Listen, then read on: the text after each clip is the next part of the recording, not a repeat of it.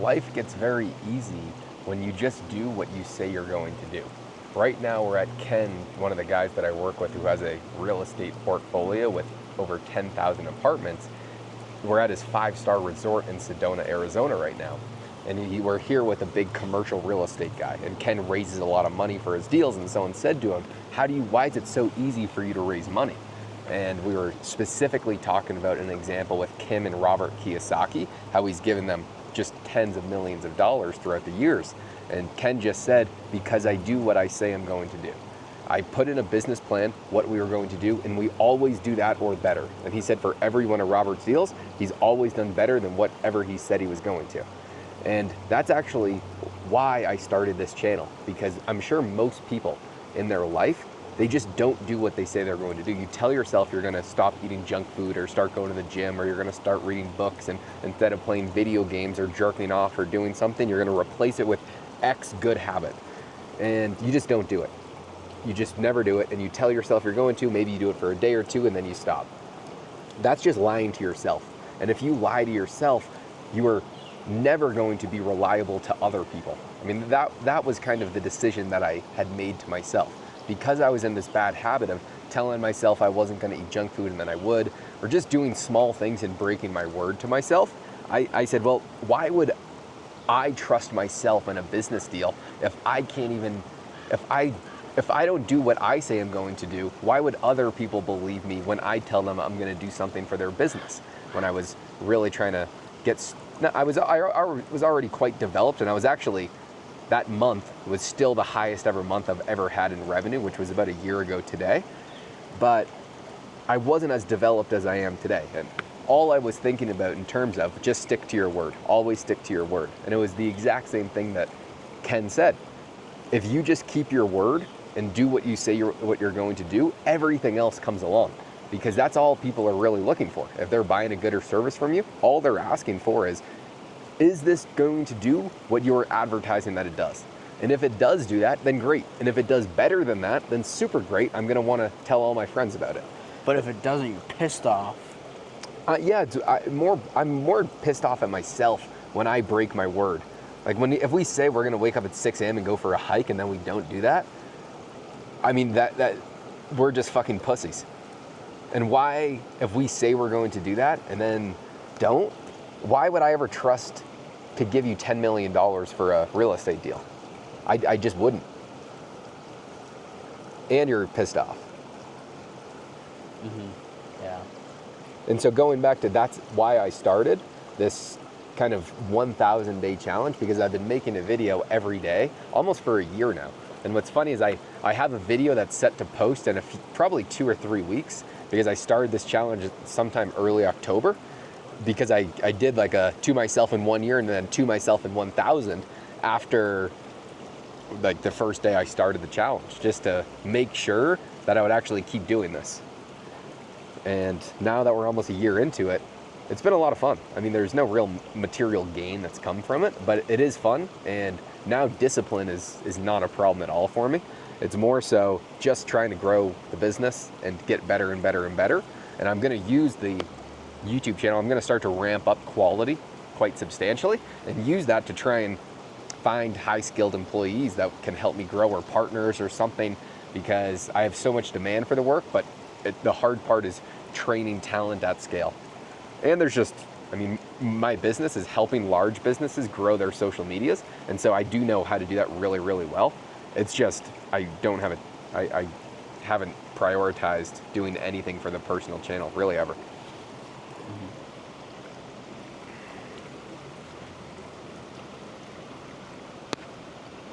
Yeah, I think that's a great point of sticking to your word. I mean, when you set out, say you want to do a video a day every day for 1,000 days, you're putting this you're taking on some extra responsibility in your life, but you're doing it for a good reason, because, well, I mean, you have an idea of where you want to get in the future, and you know some actions that you could take to help you get there. And if you're not taking the actions that you say you're going to do, and if you don't do what you say you're going to do, then I mean, it just puts it right up in front of your face and shows you, okay, you know, do I really want to get to where I want to get, or where I said I want to get in the future, if I'm not doing what it's going to take to get me there? And so it's a good way you can learn discipline. You know, just same thing with the gym, same thing with, I don't know, if you're eating a certain diet or something, if you won't feel like journaling every night before you go to sleep, or meditating when you wake up in the morning, or going for a morning walk, it all comes down to the same thing. It's your word. You said you're going to do something, and if you don't do it, then you're lying to yourself, or maybe you don't really want what you think you want. Yeah, and these are all super small things. Like, this is eating healthy, having a good routine. That is the bare minimum. It's really when you take it to the next level. And if I'm taking on a client that, let's say, is going to charge me like high 5 figures per month, you have a responsibility to that other person to do exactly what you tell them you're going to do for them, and highly exceed their expectations. And for Ken, if he's taking a $10 million check from someone, the amount of responsibility to do what you say you're going to do is so much more than just keeping your word in the morning for like eating healthy. And so if you can't do the small stuff well, you can't do the big stuff well either, because how you do one thing is how you do everything. Mm-hmm. And that's what I've noticed between every super successful person. They just do everything well all the time. And it's the accumulation of continuing to do those things which really compound over time. But just meditating and eating healthy is never ever going to make you money, which, if your goal isn't to make money, that's fine. It's not as simple as that. And the more struggles I'm running into a lot of hard problems right now, where I'm just bashing my head against the wall, trying to like figure out business stuff. And once you get quasi-developed and you're making a bit of money, the problems, they get so much more challenging. That is a million times harder than just trying to eat healthy. So now I don't even think about what I eat. It's just, okay, I'll have steak. And like, of course I'm going to eat healthy, because there's such bigger problems to worry about. And those problems are only going to continue to get much larger. I mean, there's days where I'm laying in bed where I'm thinking, fuck, like this is so ridiculously hard. I have no clue how I'm going to do it. But that always goes back to the saying that gets better and better and better the more times I say it, from one of the best buddies, Justin, where he just says, Josh, how do you eat an elephant? And it's always just one bite at a time. And my big problem right now is I'm trying to tackle a million things and get them done tomorrow, instead of trying to focus and get it done over like a 10-year period.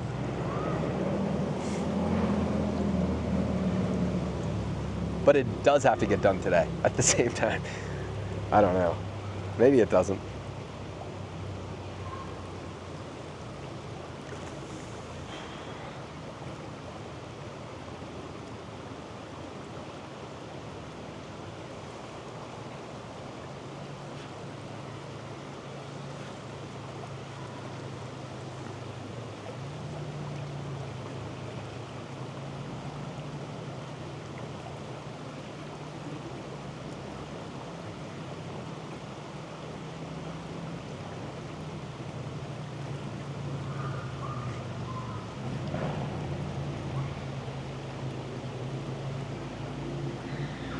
And another thing, we've been hanging out with Robert Kiyosaki a few times a week now, and I text him at least, I mean, pretty much every day. He's a really good friend now, and something that he kept on trying to get a point across was, Josh, this is incredibly difficult. It's never going to be easy. If you want me to make a video saying that this business stuff is easy, I'm not the guy for you. And even though that wasn't what I was trying to do and we were having miscommunication, it is so exceptionally true, because it's so fucking difficult. It's so difficult. But then you have to ask yourself, would you rather do something that is exceptionally hard, or do something that's just easy and work like a 9-to-5 job? There is a lot of benefits to both and a lot of downsides to both. That when someone's off work at 5 p.m. and if you have a good job, you just get to go hang out with your family. You could go play pickleball or go do whatever you want. That option is not on the table when you are running a business and you're basically you are the business. You are just working every second of every hour with the hopes that you will systematize everything to where your business will work for you in the future.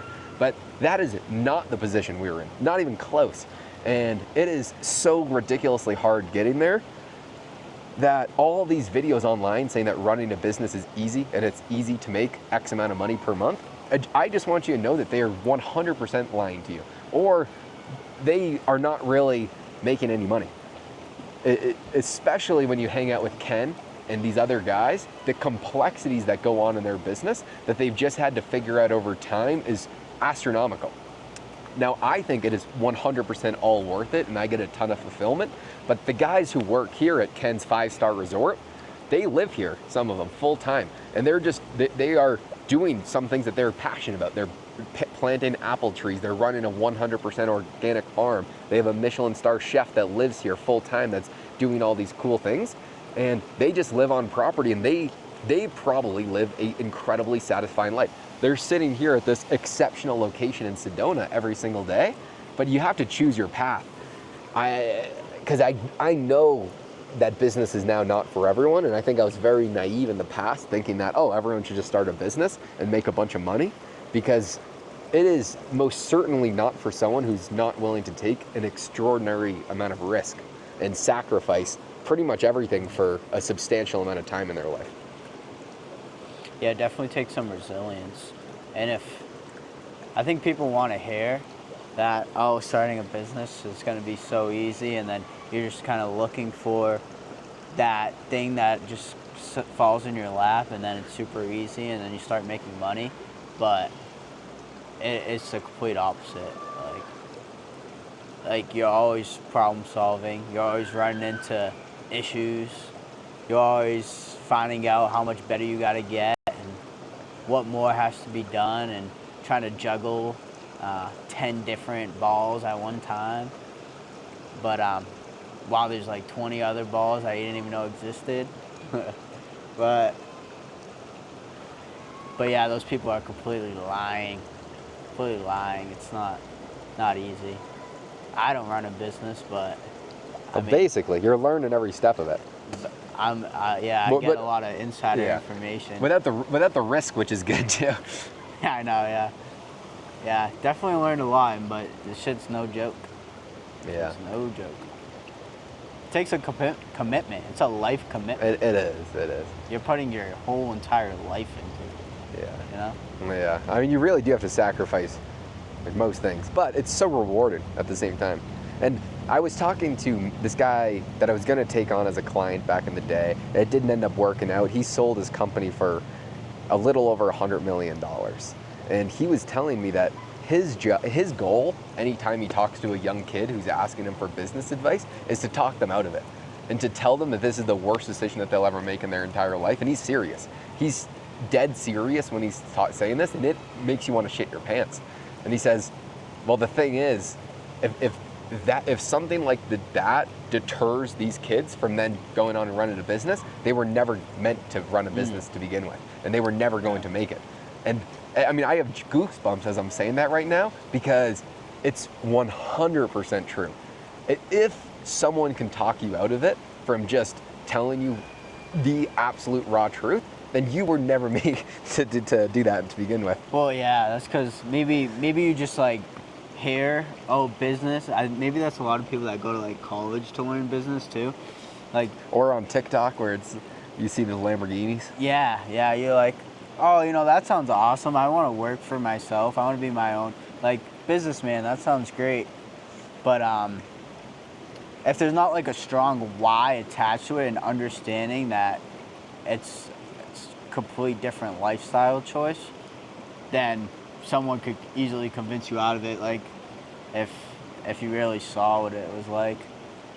So I think there does got to be like a strong like why, and then contemplation of what's the alternate, is that the alternative, like what's the alternative options, and making that come down to that decision. Weighing out, or what do I value more? And, yeah. And I say this as we're about to go back to the 5-star resort and eat a Wagyu steak that is everything farm fresh grown here with Ken McElroy wine and Robert Kiyosaki wine served for us. Well, there's the pros. There are substantial pros that you can't even fathom. I mean, I have the nights where I go to bed and I'm super stressed, thinking that like this is the most stressful day of my entire life, and then the next night could very well be the best day of my entire life. And it is so bipolar. and it actually, that happens on like an hour by hour basis sometimes. There was a day a few days ago where there was just a massive amount of overwhelmness because I realized that we will never succeed if we can't figure out how to systematize this. Like, period. We will not succeed.